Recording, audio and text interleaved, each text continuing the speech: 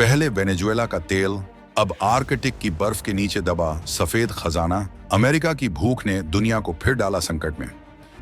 Denmark की नींद हराम, नाटो का दोस्त ही बन गया सबसे बड़ा दुश्मन। ग्रीनलैंड को हथियाने के लिए व्हाइट हाउस में बना सीक्रेट प्लान।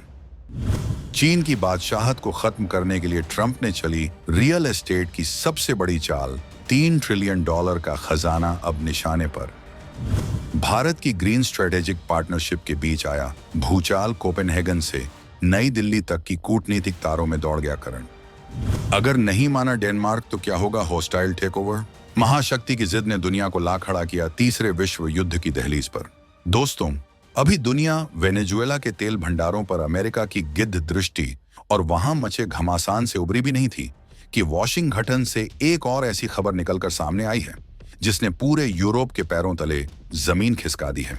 डोनाल्ड ट्रंप की नजरें अब दक्षिण अमेरिका के जंगलों से हटकर सीधे उत्तरी ध्रुव की बर्फीली वादियों पर जा टिकी हैं। ये वो जगह है जिसे दुनिया का कोल्ड स्टोरेज कहा जाता है, लेकिन इसके नीचे जो आग छिपी है वो किसी भी देश की तकदीर बदल सकती है। हम बात कर रहे हैं दुनिया के सबसे बड़े द्वीप ग्रीनलैंड की। एक ऐसा द्वीप जो तकनीकी रूप से यूरोप के डेनमार्क का हिस्सा है, लेकिन भौगोलिक रूप से अमेरिका के पास है। खबर आ रही है कि वेनेजुएला के बाद अब ट्रंप प्रशासन ने ग्रीनलैंड को हासिल करने के लिए अपनी फाइल खोल दी है। और ये कोई मजाक नहीं है, बल्कि एक ऐसा मिशन है जिसे नेशनल सिक्योरिटी का नाम दे दिया गया है। सोचिए, एक नाटो देश दूसरे नाटो देश के हिस्से को खरीदने या छीनने की बात कर रहा है। ये जियोपॉलिटिक्स का वो अध्याय है जो शायद इतिहास की किताबों में सबसे खतरनाक मोड़ के रूप में लिखा जाएगा। आखिर ग्रीनलैंड में ऐसा क्या छिपा है जिसके लिए अमेरिका अपने सबसे पुराने दोस्तों में से एक डेनमार्क से भी भिड़ने को तैयार है? क्या वाकई में अमेरिका वहां अपनी सेना उतार सकता है? और इस पूरे खेल में भारत का वो कौन सा सीक्रेट कनेक्शन है जो शायद चीन को सबसे ज्यादा चुभ रहा है? हम आपको बताएंगे इस धमाकेदार खबर की पूरी कहानी। तो बने रहिएगा वीडियो पर, और इस संबंध में आपके जो भी विचार हों कमेंट में लिखकर जरूर बताइएगा। तो चलिए अब इस पूरी साजिश, रणनीति और खतरे की कहानी को विस्तार से समझते हैं। सबसे पहले ये जान लीजिए कि ये मामला आज का नहीं है, लेकिन आज ये बारूद के ढेर पर बैठा है। 2019 में जब ट्रंप ने पहली बार ग्रीनलैंड को खरीदने की इच्छा जताई थी तो दुनिया ने इसे एक रियल एस्टेट मुगल का मजाक समझकर उड़ा दिया था। डेनमार्क के प्रधानमंत्री ने इसे बेतुका कह दिया था। लेकिन अब 2026 में बाजी पलट चुकी है। ट्रंप दोबारा सत्ता में हैं और उनके तेवर पहले से कहीं ज्यादा आक्रामक हैं। व्हाइट हाउस के सूत्रों के हवाले से जो खबरें आ रही हैं, उनके मुताबिक अमेरिका अब सिर्फ ऑफर नहीं दे रहा, बल्कि विकल्प तलाश रहा है। और इन विकल्पों में कूटनीतिक दबाव से लेकर आर्थिक नाकेबंदी और यहां तक कि सैन्य उपस्थिति बढ़ाने जैसे खतरनाक संकेत भी शामिल हैं। अमेरिका का तर्क है कि ग्रीनलैंड उसकी सुरक्षा के लिए जरूरी है, क्योंकि वहां से रूस और चीन आर्कटिक क्षेत्र में अपनी पैठ बना रहे हैं। लेकिन असली कहानी सुरक्षा से कहीं ज्यादा संपत्ति की है। ग्रीनलैंड कोई बंजर बर्फ का टुकड़ा नहीं है, बल्कि वो 21वीं सदी का अलादीन का चिराग है। अब आप पूछेंगे कि आखिर वहां ऐसा कौन सा खजाना छिपा है? तो जवाब है रेयर अर्थ मिनरल्स। ये वो खनिज हैं जिनके बिना आज की आधुनिक दुनिया एक सेकंड भी नहीं चल सकती। आपका आईफोन, टेस्ला की electric car, F-35 fighter jet, nuclear submarine और यहां तक कि आपके घर की LED लाइट, सब कुछ इन्हीं खनिजों से चलता है।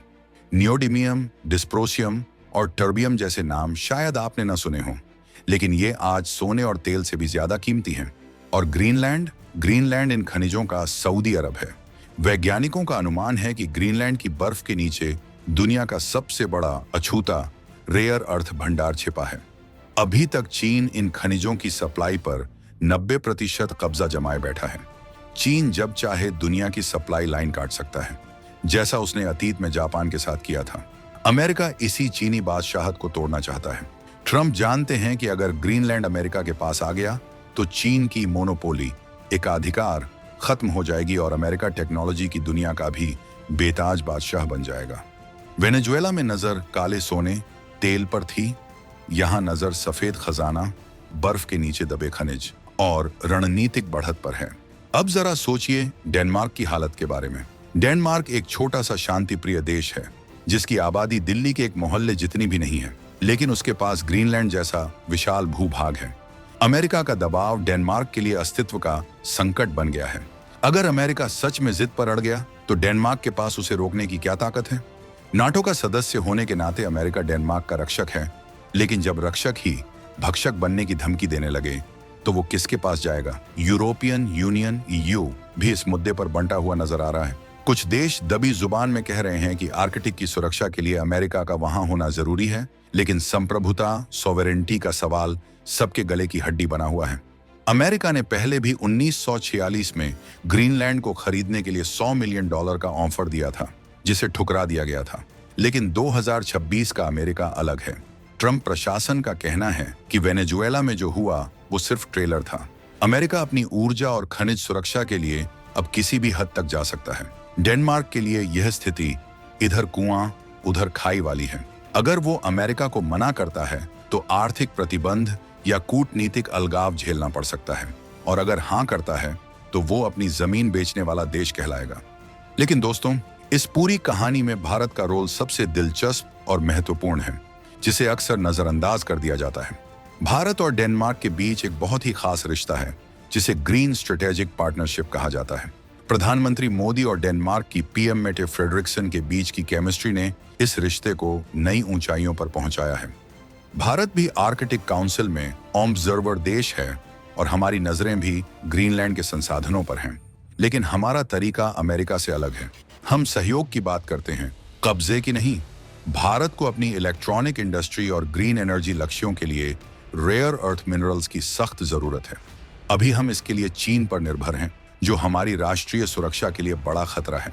अगर ग्रीनलैंड पर अमेरिका का कब्जा होता है या अमेरिका वहां अपना प्रभुत्व जमाता है तो भारत के लिए वहां के संसाधनों तक पहुंचना आसान हो सकता है, क्योंकि भारत और अमेरिका के रिश्ते मजबूत हैं। लेकिन अगर वहां तनाव बढ़ता है तो भारत के लिए कूटनीतिक रस्सी पर चलने जैसा होगा।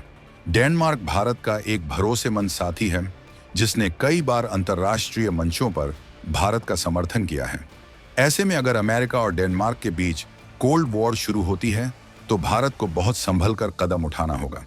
खबर यह भी है कि भारत की कुछ माइनिंग कंपनियां डेनमार्क सरकार के साथ मिलकर ग्रीनलैंड में खोजबीन के लिए बातचीत कर रही थीं। अब अमेरिका की एंट्री ने उन सभी संभावित डील्स पर एक बड़ा प्रश्न चिन्ह लगा दिया है। इसके अलावा ग्रीनलैंड का रणनीतिक महत्व भी कम नहीं है। ग्लोबल वार्मिंग के कारण जैसे जैसे आर्कटिक की बर्फ पिघल रही है, वहां से नए समुद्री रास्ते खुल रहे हैं। ये रास्ते यूरोप और एशिया के बीच की दूरी को 40% तक कम कर सकते हैं। जो जहाज अभी स्वेज नहर से होकर जाते हैं, वो भविष्य में ग्रीनलैंड के ऊपर से होकर जाएंगे। जिस देश का ग्रीनलैंड पर कब्जा होगा, वो दुनिया के सबसे महत्वपूर्ण व्यापारिक मार्ग का चौकीदार बन जाएगा। अमेरिका यह कतई नहीं चाहता कि चीन या रूस इस इलाके में अपनी उपस्थिति बढ़ाएं। चीन ने पहले ही पोलर सिल्क रोड का सपना देखना शुरू कर दिया है और उसने ग्रीनलैंड में एयरपोर्ट बनाने के लिए बिड भी की थी, जिसे अमेरिका ने डेनमार्क पर दबाव डालकर रुकवा दिया था। अब अमेरिका चाहता है कि बिचौलिए को ही हटा दिया जाए और सीधे मालिक बन बैठा जाए। यह लड़ाई सिर्फ खनिजों की नहीं, बल्कि आने वाले 100 सालों तक दुनिया पर राज करने की है। तो अब सवाल उठता है कि आगे क्या होगा? क्या हम सच में एक नाटो देश पर दूसरे नाटो देश का हमला या जबरदस्ती देखेंगे? हमला शब्द का इस्तेमाल यहाँ पारंपरिक युद्ध के रूप में नहीं, बल्कि हाइब्रिड वॉरफेयर के रूप में किया जा सकता है। अमेरिका डेनमार्क की अर्थव्यवस्था को चोट पहुंचा सकता है, उस पर टैरिफ लगा सकता है, या ग्रीनलैंड के स्थानीय नेताओं को भड़काकर वहां आजादी की मांग उठवा सकता है और फिर मदद के नाम पर वहां घुस सकता है। यह पटकथा बहुत पुरानी है, लेकिन बहुत कारगर भी। डेनमार्क के लिए आने वाले दिन बहुत भारी हैं और दुनिया के बाकी छोटे देशों के लिए यह एक चेतावनी है कि जब महाशक्तियों की भूख जागती है तो संप्रभुता और कानून सिर्फ किताबों में अच्छे लगते हैं। निष्कर्ष यह है कि ग्रीनलैंड का मुद्दा सिर्फ बर्फ के एक टुकड़े का मुद्दा नहीं है, यह दुनिया के पावर स्ट्रक्चर में आ रहे बदलाव का प्रतीक है। ट्रंप की वेनेजुएला के बाद ग्रीनलैंड वाली रणनीति यह बताती है कि अमेरिका अब ग्लोबल पुलिसमैन नहीं, बल्कि ग्लोबल लैंडलॉर्ड बनने की राह पर है। भारत के लिए यह एक अवसर भी है और चुनौती भी। अवसर यह कि अगर हम सही पत्ते खेलें तो हमें भी उस खजाने में हिस्सा मिल सकता है, और चुनौती यह कि हमें अपने दोस्तों के बीच चुनाव न करना पड़े। ग्रीनलैंड की ठंडी हवाओं में अब बारूद की गंध घुलने लगी है।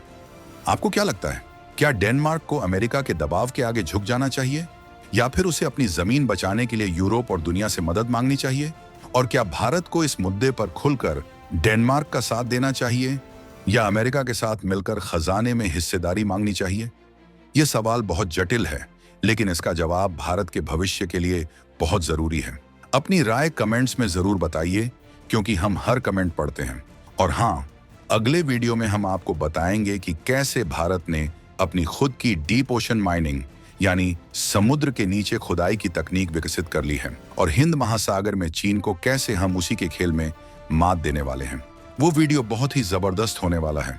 तो अभी हमारे चैनल को सब्सक्राइब करें, बेल आइकन दबाएं और इस वीडियो को शेयर करना बिल्कुल ना भूलें। जय हिंद, जय भारत।